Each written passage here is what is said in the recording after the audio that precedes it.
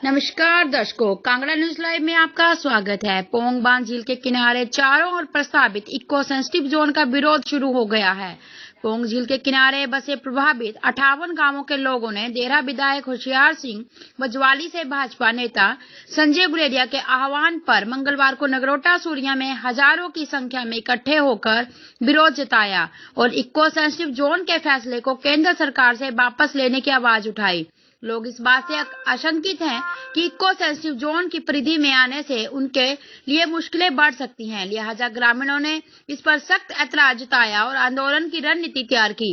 Kangra news live के लिए रक्षपाल धीमान की रिपोर्ट।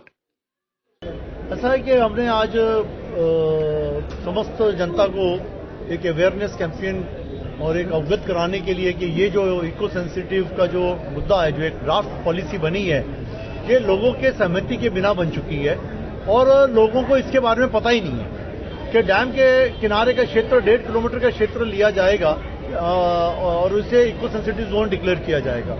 ये ना तो हमें पता था, ना हमारे सहयोगी जैसे हमारे मंत्री एक्स मंत्री विक्रम ठाकुर जी को भी नहीं पता था, भवानी पठानिया को नहीं पता, हेलो बंद करो यार, किसी को भी नहीं पता।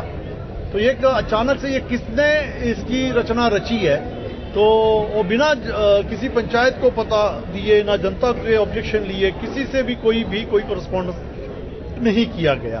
तो ये सेंसिटिव जोन हमारे लिए तो बहुत दुख की बात है कि हमारा अभी तक पिछला ही जो था सेटलमेंट नहीं हुई और आप फिर जो एक नया कानून यहाँ पे लगाने जा रहे हैं, क्योंकि जिसका जनता ने पूरा विरोध किया है और उस विरोध को आपने खुद देखा स्वयं कि जनता भारी संख्या में, सिर्फ एक दिन के नोटिस में इतनी भारी संख्या में जनता यहाँ पहुंची।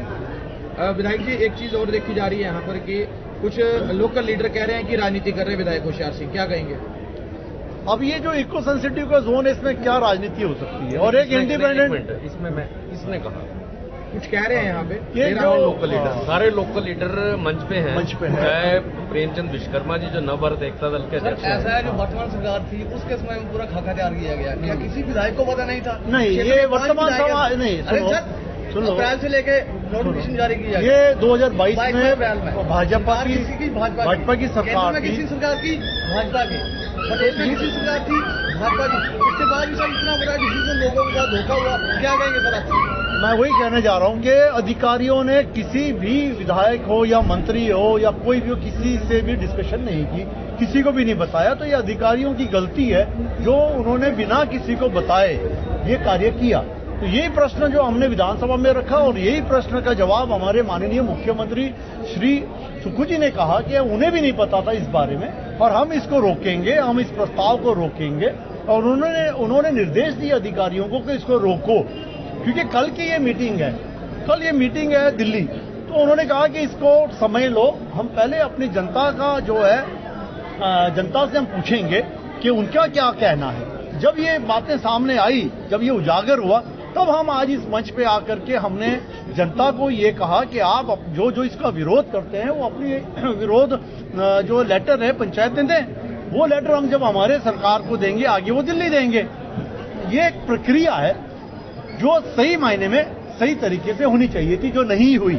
हम विरोध उस बात का कर रहे हैं कि हमें पता नहीं, हमारे जनता को नहीं पता, ग्रामवासियों को नहीं पता, पंचायत प्रधानों को नहीं पता, मंत्रियों को नहीं पता।